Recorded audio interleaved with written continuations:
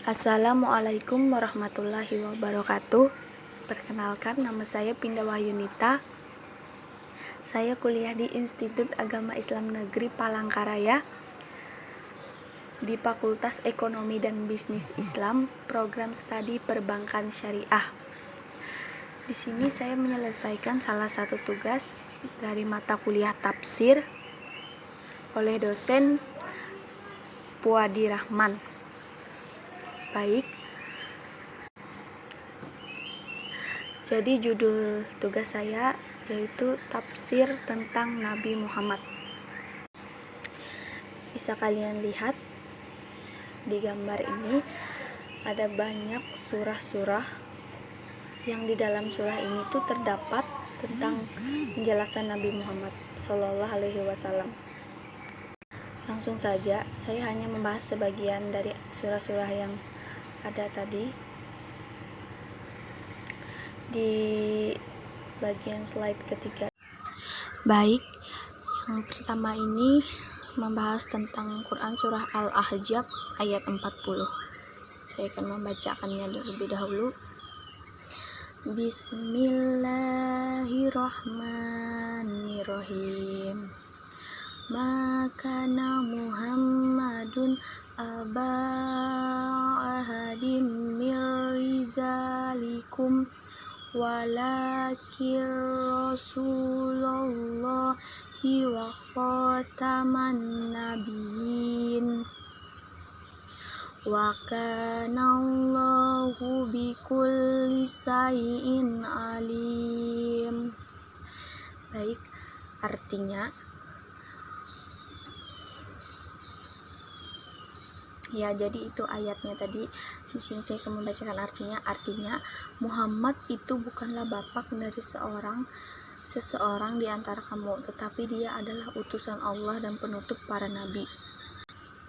Nah, maksud dari ayat tersebut dan mengapa ayat ini bisa turun, karena waktu itu tatkala Rasulullah SAW nikah dengan Siti Zainab, banyak orang-orang munafikin yang mencela pernikahan itu karena dipandang sebagai menikahi bekas istri anaknya sendiri. Maka Allah menurunkan ayat ini yang menyatakan bahwa Nabi Muhammad SAW tidak usah khawatir tentang cemoohan dan kritikan orang-orang yang mengatakan bahwa beliau menikahi bekas istri anaknya, karena Zaid itu bukan anak kandung beliau pribadi, tetapi hanya sebagai anak angkatnya saja.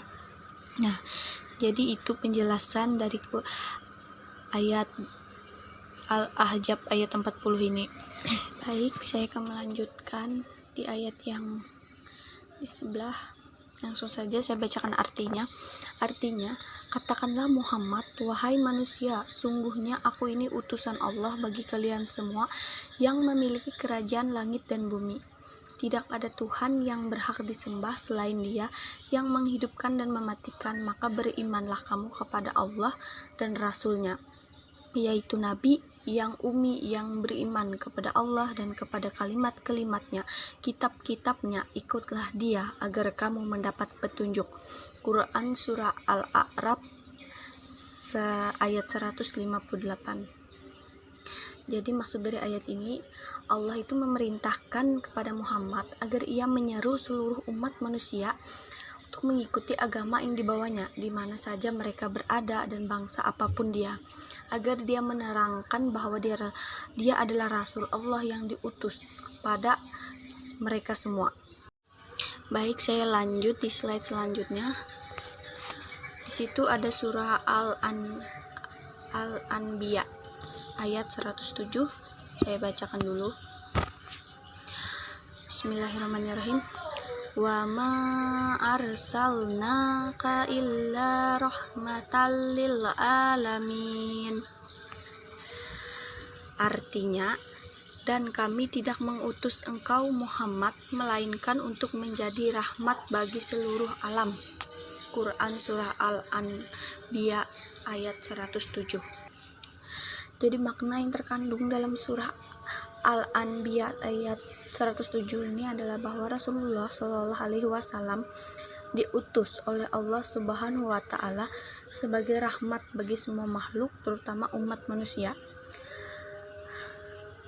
Rahmat dalam hal ini diartikan ulama sebagai persaudaraan, sehingga pada ayat tersebut Nabi Muhammad disebutkan membawa amanat persaudaraan sesama manusia dalam kehidupan mereka. Nabi Muhammad Shallallahu Alaihi Wasallam adalah rahmat bagi semesta alam ini, dianugerahkan kitab Al-Quran yang fungsinya sebagai penyempurna dan penggenap kitab sebelumnya, yang dijadikan pedoman dan petunjuk hidup yang lurus bagi semua umat manusia. Lanjut di surah Al-Ahzab ayat 21. Laqad kana lakum fi rasulillahi uswatun hasanatul liman kana yarjullaha wal yawmal akhir wa zakarallaha katsira. Artinya, sungguh telah ada pada diri Rasulullah itu suri teladan yang baik bagimu, yaitu bagi orang yang mengharap rahmat Allah dan kedatangan hari kiamat. Jadi asbabun nuzul ayat ini adalah dasar yang paling utama dalam perintah meneladani Rasulullah Shallallahu Alaihi Wasallam, baik dalam perkataan, perbuatan maupun keadaannya. Oleh karena itu Allah Ta'ala menyuruh manusia untuk meneladani Rasulullah Shallallahu Alaihi Wasallam dalam hal kesabaran, keteguhan, ribat atau terikat dengan tugas atau komitmen, dan kesungguh-sungguhannya. Ayat ini turun semasa perang Ahzab, ketika ada anggota pasukan Islam yang takut, goncang dan hilang keberaniannya pada perang Ahzab waktu itu. Lalu Allah menyuruh orang demikian meneladani Nabi Shallallahu Alaihi Wasallam dalam kesabaran dan keteguhan membela agama Allah.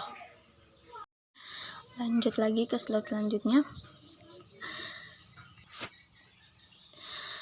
Ada di Quran surah An-Nisa ayat 80, langsung saja, yang artinya barang siapa menaati Rasul atau Muhammad, maka sesungguhnya dia telah menaati Allah.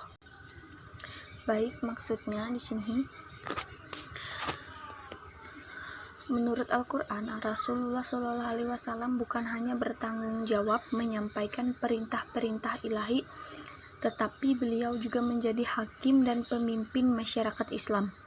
Menaati Rasulullah Shallallahu Alaihi Wasallam sejajar dengan mengikuti perintah Tuhan.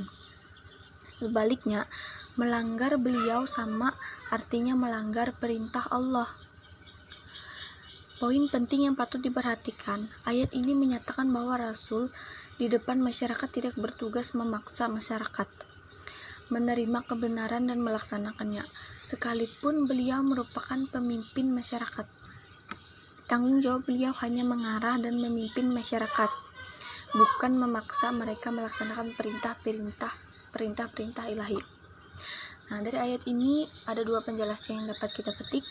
Taat kepada Tuhan bukanlah berarti melaksanakan sholat dan puasa saja, tetapi juga termasuk taat kepada para pemimpin, sosial ilahi, dan penanggung jawab agama.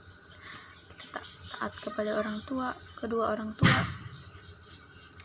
Yang kedua, tugas para nabi adalah menyebarkan agama, bukan memaksanya, dan manusia harus memilih agama lewat kehendaknya.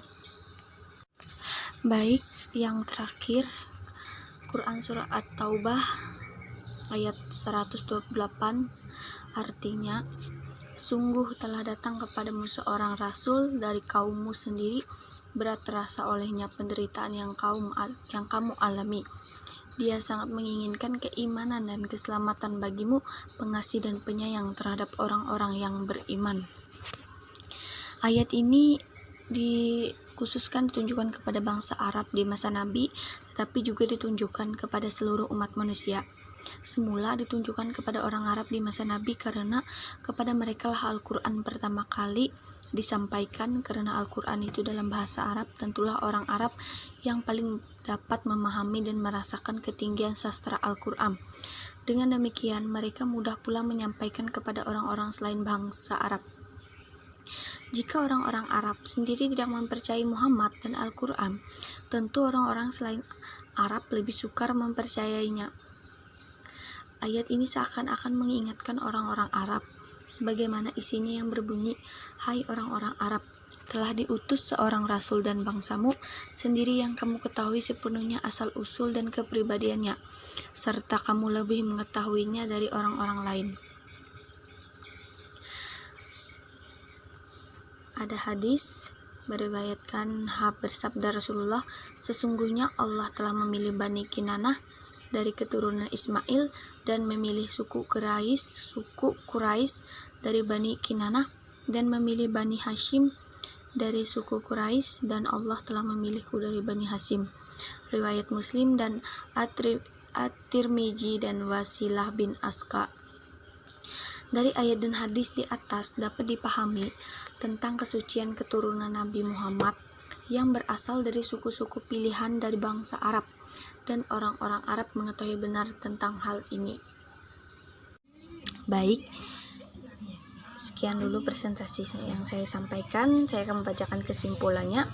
Nabi Muhammad SAW adalah orang yang diutus Allah Subhanahu wa Ta'ala yang paling mulia untuk umatnya agar beriman kepada Allah dan Rasul-Nya, kepada kalimat-kalimatnya, kitab-kitabnya, dan ikutilah dia agar kamu mendapatkan petunjuk.